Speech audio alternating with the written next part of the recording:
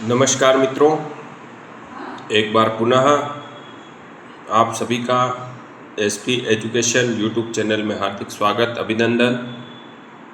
दोस्तों, हमारी कक्षा 10 की पाठ्यपुस्तक राजस्थान का इतिहास एवं संस्कृति से एक विशेष श्रृंखला चल रही है, जिसके अंतर्गत महत्वपूर्ण विषयों पर हम आपके समक्ष चर्चा और नोट्स दोनों ही लेकर उपस्थित हुए हैं। और आपके समक्ष जो भी जानकारी साझा की जा रही है वह माध्यमिक शिक्षा बोर्ड राजस्थान द्वारा संचालित इस पाठ्य पुस्तक से मुख्य बिंदुओं को शामिल करते हुए ऐसे नोट्स आपके समक्ष साझा किए जा रहे हैं जो आपकी आने वाली प्रतियोगी परीक्षाओं में काफ़ी मददगार साबित होंगे। तो आइए दोस्तों, आगे बढ़ने से पहले एक बार आपसे थोड़ी सी गुजारिश रहेगी, आप हमारे चैनल को सब्सक्राइब करें, बेल आइकन को ज़रूर दबाएं ताकि हमारी आने वाली वीडियो की सभी नोटिफिकेशन आपको मिलती रहे। दोस्तों, पिछली कक्षाओं में हमने राजस्थान की विभिन्न सभ्यताओं के बारे में चर्चा की थी। आज हम राजस्थान में वैदिक संस्कृति का उदय, आर्य संस्कृति के विषय पर चर्चा करेंगे और वैदिक सभ्यता में कौन कौन से जनपद राजस्थान में हुआ करते थे, तो राजस्थान के जनपदों के विषय में भी हम चर्चा करेंगे। तो ज़्यादा समय नहीं लेते हुए दोस्तों,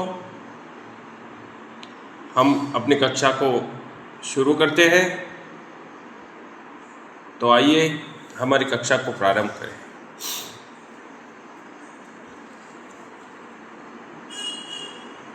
हड़प्पा सभ्यता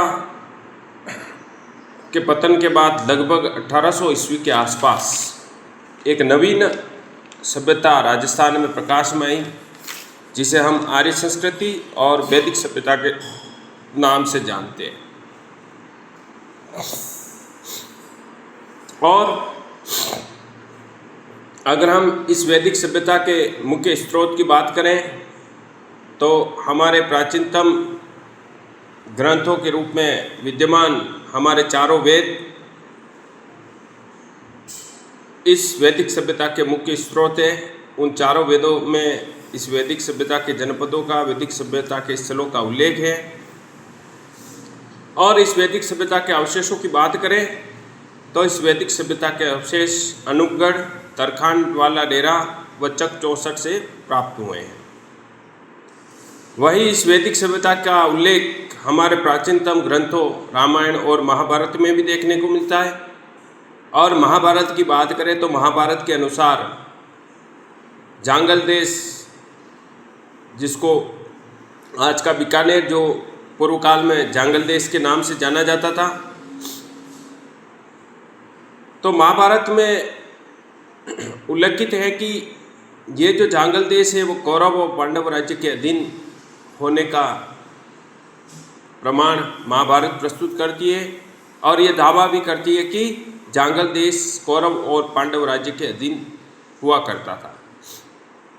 दूसरा हमारा एक और प्रदेश था मत्स्य प्रदेश या मत्स्य राज्य के नाम से हम जिसको जानते हैं। ये राज्य महाभारत के अनुसार पांडवों के राज्य का, कौरव पांडव राज्य का अधीनस्थ राज्य हुआ करता था और मित्र हुआ करता था। जब महाभारत में पांडवों को अज्ञातवास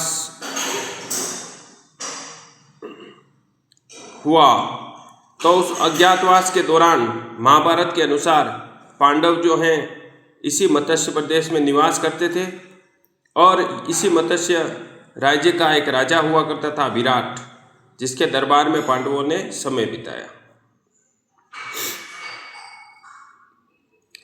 फिर महाभारत का युद्ध हुआ तो इस बात का भी उल्लेख है कि महाभारत के युद्ध में विराट द्वारा पांडवों की ओर से युद्ध में सहयोग किया गया, अर्थात पांडवों की ओर से युद्ध लड़ा विराट और वीर गति को भी प्राप्त हुआ।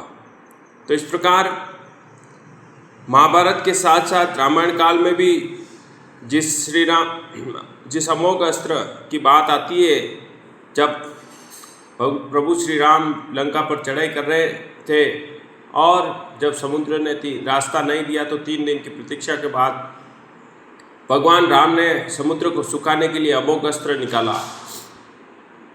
तो समुद्र ने उपाय सुझाया, तो अमोघ अस्त्र को ऐसा माना जाता है कि वह अस्त्र भगवान श्री राम ने राजस्थान की तरफ ही छोड़ा था और उस समय राजस्थान में एक समुद्र हुआ करता था और उस अस्त्र के प्रभाव से वह समुद्र सूख गया और रेगिस्तान में राजस्थान का कुछ क्षेत्र रेगिस्तान में परिवर्तित हो गया। तो इसे हम एक कथा के रूप में अगर स्वीकार करें तो हम देखेंगे कि वैदिक संस्कृति या वैदिक सभ्यता का उल्लेख रामायण में भी देखने को मिलता है। अब हम आगे अपने विषयों पर चर्चा करें तो राजस्थान में जनपदों की बात करें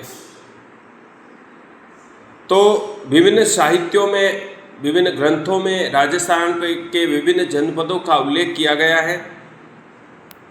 अगर हम बौद्ध साहित्य की बात करें, बौद्ध साहित्य का एक ग्रंथ है अगुंतर निकाय, इसमें 16 महाजनपदों की सूची का उल्लेख किया गया है और इन 16 महाजनपदों में से जो मत्स्य जनपद था उसकी स्थिति राजस्थान में बताई गई है, अर्थात मत्स्य जनपद का राजस्थान में स्थित होना बताया गया है। और दूसरा, राजस्थान के जो अधिकांश भाग है इसी 16 महाजनपदों में कुरु, शूरसेन, अवंती ये भी महाजनपद हुआ करते थे और इनके भूभाग में राजस्थान के अधिकांश भागों को सम्मिलित किया गया है।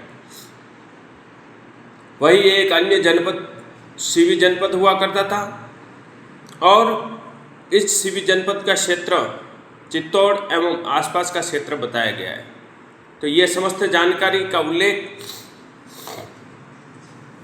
प्राचीनतम बौद्ध ग्रंथ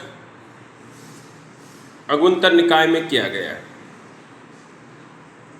अगर हम और आगे इस विषय पर चर्चा करें तो ऐसा माना जाता है कि 327 ईसा पूर्व सिकंदर का आक्रमण हुआ और सिकंदर के आक्रमण के भय से त्रस्त होकर जो पश्चिमोत्तर सीमा में रहने वाले कबीले हुआ करते थे, जिनके अंतर्गत मालव, योधे, अर्जुनायन, इस प्रकार इन कबीला के जो लोग थे वो सिकंदर से भयग्रस्त होकर राजस्थान आकर बस गए। अब हम राजस्थान के मुख्य जनपदों की बात करें तो मत्स्य जनपद बहुत ही प्राचीन, बहुत ही महत्वपूर्ण जनपद रहा। अगर मत्स्य जनपद की बात करें तो यहाँ पर मत्स्य जाति रहा करती थी और वेद में इसको आर्यजन के रूप में माना गया। वेद में इसका उल्लेख ऋग्वेद में किया गया है।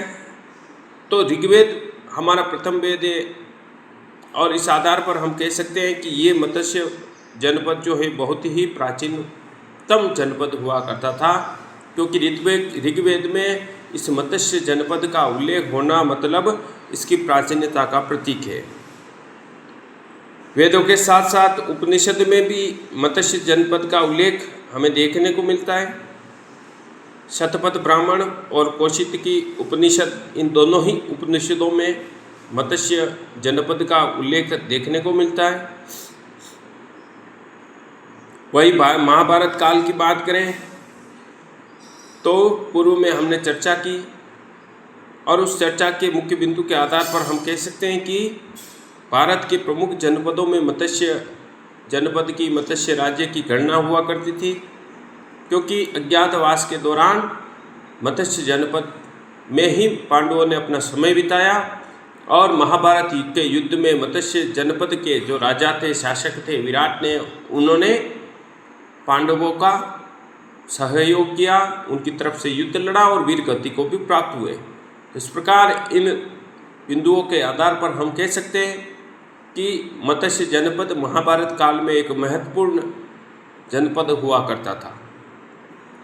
अब हम इस मत्स्य जनपद की विस्तार की बात करें, क्षेत्र की बात करें, तो दक्षिण में चंबल की पहाड़ियों तक इसका क्षेत्र विस्तृत था और पश्चिम में इसके क्षेत्र की बात करें तो पंजाब में सरस्वती नदी के जंगलों तक इसका क्षेत्र विस्तृत था।